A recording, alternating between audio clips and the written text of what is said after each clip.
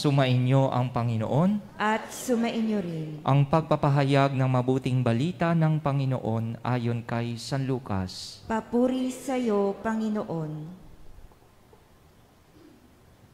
Noong panahong iyon, ang Panginoon ay humirang ng 72. Pinaunan niya sila ng dala-dalawa sa bawat bayan at pook na patutunguhan niya. Winika niya sa kanila, sagana ang aanihin, ngunit kakaunti ang mga manggagawa. Idalangin ninyo sa may-ari na magpadala siya ng mga manggagawa sa kanyang bukirin. Humayo kayo. Sinusugo ko kayong parang mga kordero sa gitna ng mga asong gubat. Huwag kayong magdala ng lukbutan, supot o panyapak. Huwag na kayong titigil sa daan upang makipagbatian kanino man. Pagpasok ninyo sa alinmang bahay, sabihin muna ninyo, maghari nawa ang kapayapaan sa bahay na ito. Kung maibigin sa kapayapaan ang nakatira roon, sasa kanila ang kapayapaan. Ngunit kung hindi sila magkakamit nito. Manatili kayo sa bahay na inyong tinutuluyan. Kanin ninyo at inumin ang anumang idulot sa inyo, sapagkat ang manggagawa ay may karapatang tumanggap ng kanyang upa. Huwag kayong magpapalipat-lipat ng bahay. Kapag tinanggap kayo sa alinmang bayan, kanin ninyo ang anumang ihain sa inyo. Pagalingin ninyo ang mga may sakit doon at sabihin sa bayan, nalalapit na ang paghahari ng Diyos sa inyo.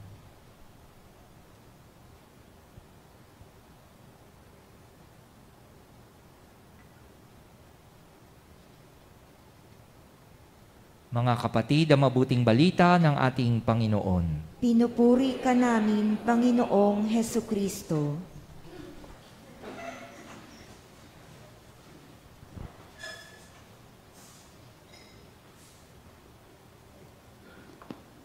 Magandang umaga po sa inyo. Hindi po ako titingin sa inyo habang nag-homily. Wala akong mukhang hihaharap. Late po ako.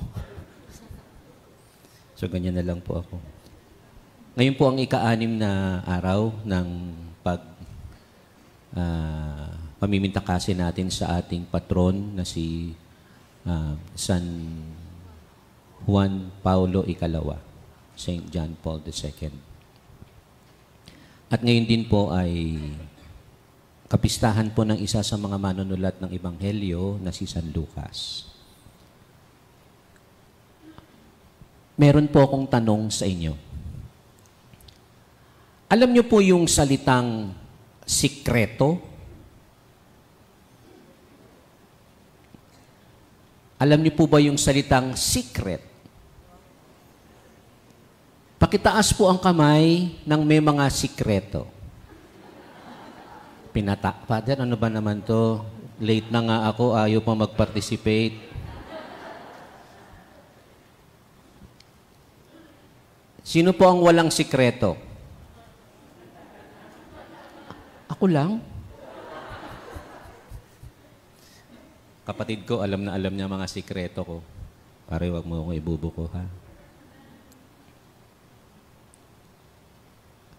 Ang ating pong patron ngayon na ang pinagpipitagan po nating patron ng ating komunidad ni si San Juan Pablo Ikalawa, na po, ay meron pong isang sikreto.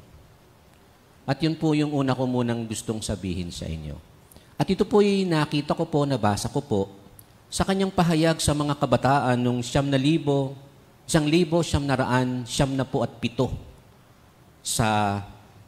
saan po ba yung Bologna? Basta sa Europa, sa Germany. Sabi po niya ay ganito, mahaba po yung kanyang pahayag pero lagay ko na lang po sa one-liner para madali nating matandaan yung kanyang sikreto. Sabi po niya, para hindi ko po makalimutan, nilagay ko at sinulat ko. One line na nga lang, makakalimutan ko pa. Sabi niya, the Eucharist is the secret of my day. Mahaba po yung pahayag niya, pero ito po yung maikling pamamaraan lang. Madali niyo pong matatandaan at hindi na ito magiging secret. The secret of my day is the Eucharist.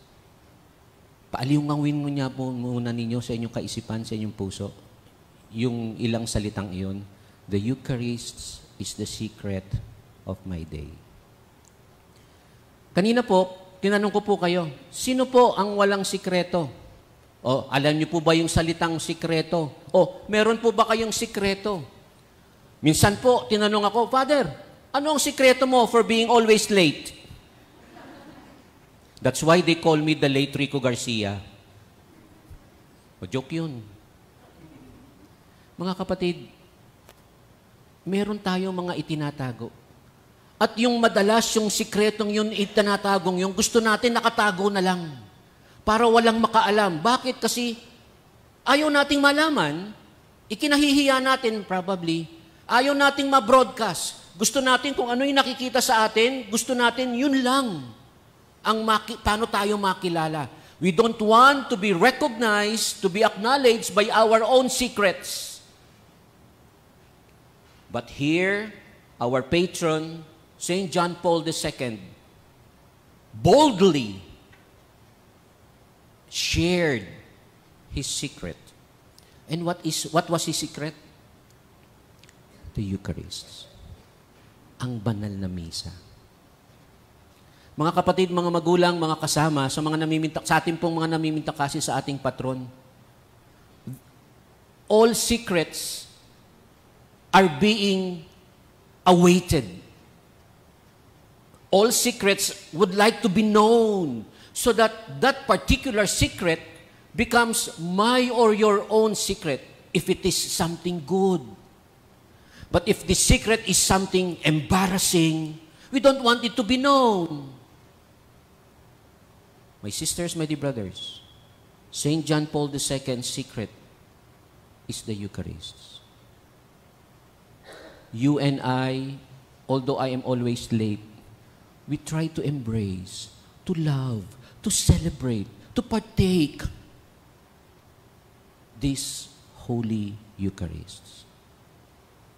What made John Paul survive his life when he was a priest, when he was a bishop, when he was a pope, when he was a Christian, when he was a follower of the Lord? Probably when he was still young. It was the Holy Eucharists. Ang banal na misa. Sisters, my dear brothers, thank you for being always early in the Eucharists. Nahihiya ako sa sarili ko. Thank you, my dear sisters and my dear brothers, for always spending time waking up early, dressing up properly, disposing yourselves so that you can always attend a daily Eucharist, so that daily you can also receive Jesus. Nakakatuwa po kayo. Anong araw na po ngayon, Padre? Ika-6 na po. Sino na po sa inyo, walang secret-secret, ang nakaka-6 na araw? O, di ba? 5, 4, 3, 2, katulad ko, 1. Brad, labas tayo mamaya. Sisters, my dear brothers, this is our secret. It's no longer a secret for believers of Jesus, for Catholics like you and me, for us, daily communicants, for us, lovers of Jesus, for us, whose patron is John Paul II.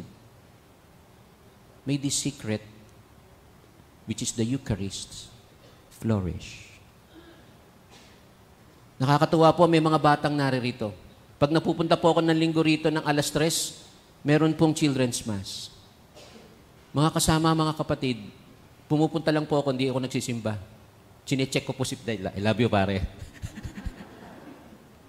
Nakakatuwa po. We begin this secret as young as we were, as young as we are.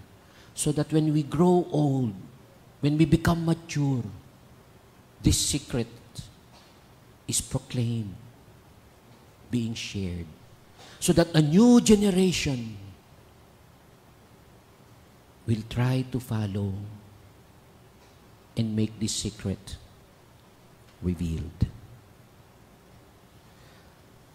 St. Paul in his first reading expressed what his heart aches. Alam naman po natin ang nangyari kay San Pablo. Hindi po naging madali ang buhay niya. But he was so proud to enumerate na iniwan siya, kinalimutan siya, nagkaroon siya ng mga pasakit sa kanyang paglalakbay. But at the end, what made him firm in his faith? His secret, namely Jesus. In the gospel, we have heard how Jesus,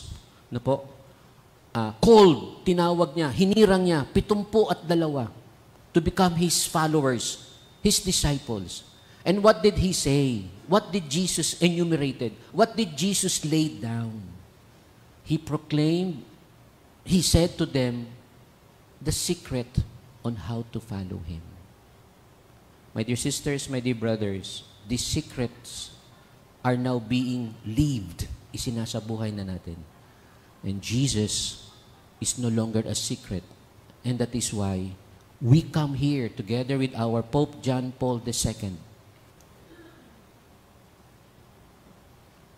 Bold, daring, alive, full of enthusiasm to stand up, to stand by Him. Later on, we will celebrate, we will partake the secret of everybody, namely Jesus. After we have received Jesus in this Holy Eucharist, when we come when we go back to our respective work, schools, first, please tell them first, sabi ni Padre Rico, sorry po, he is the cause of being late. No, this is what I would like you to do. Please proclaim boldly that your secret in life is Jesus. Through your words, through your actions, through your witnessing, through your disposition, not only with our uniform, not only with our identity, but most especially with our life. We thank our patron, Saint John Paul II, whose life, whose secret is the Eucharist. Let us celebrate always this Eucharist, Jesus Himself, openly, publicly, to everybody. Like Saint John Paul II, may we also say the words, if we are asked by this question, what is your secret? My secret is the Eucharist. Amen.